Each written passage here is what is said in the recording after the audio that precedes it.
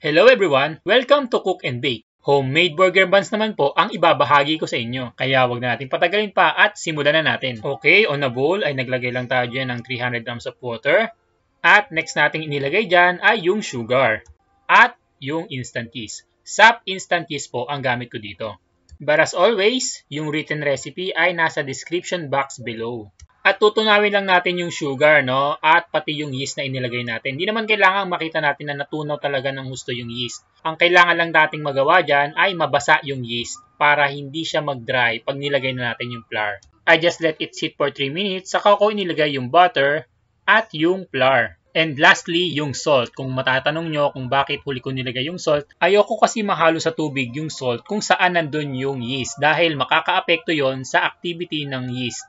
Kumbaga, hindi siya aalsa ng maayos. At gamit ang tinidor, ay hahaluin natin ito, no? Just until na mag-combine. At itatransfer din natin ito sa table para ituloy natin yung pagmamasa.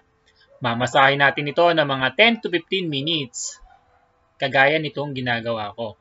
Mag-sprinkle lang po kayo ng konting harina kung sakaling malagkit yung inyong minamasa. And after masahin, ay i-rest po natin ito for 30 minutes. Pahiran nyo pala ng konting butter or shortenin yung plastic, no? Para hindi manikit, kagaya nitong ginawa ko. And after resting, ay mamasahin ulit po natin ito for 5 minutes. Okay, just continue mixing, no? At pwede nyo rin pong gamitin dyan yung slap and fold technique. Gaya nitong nakikita nyo sa video.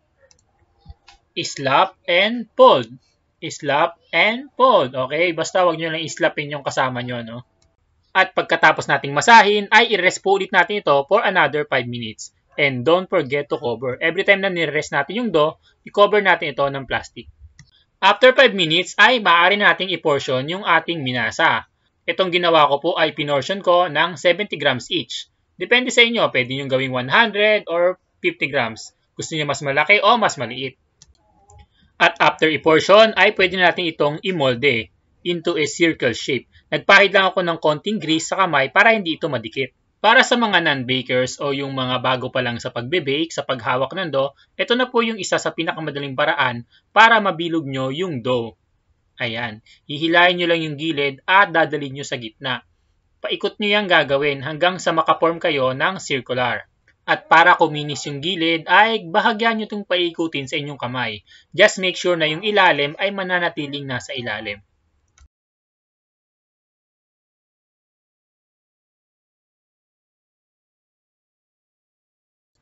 At para naman sa mga marurunong magbilog o yung mga panadero na din talaga, ganito po natin yan binibilog. Just like that. Just make sure na tinapay lang yung ating binibilog. Okay? Okay, at after nating mapigura, ay pinaplat-plat lang po natin yung ibabaw nito, no? Para hindi naman siyang mabundok o matulis yung dulo. Okay, final proofing. Pinaalsa ko po ito ng mga 1 oras. At after 1 hour, ay pinahiran ko lang po ito ng tubig. Saka ko naman nilagyan ng sesame seeds. Pinreheat ko na rin pala yung oven, no, to 180 to 200 degrees centigrade.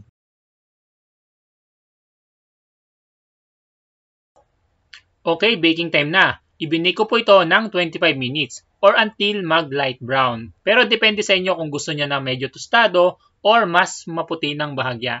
Kagaya nitong unang tray na naisalang ko.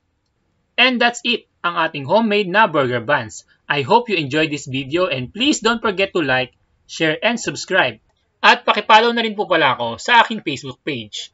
At pakiclick na rin yung notification bell button para lagi kayong updated sa mga cooking and baking tutorials ng Cook and Bake. Okay, so thank you for watching. Cook and Bake.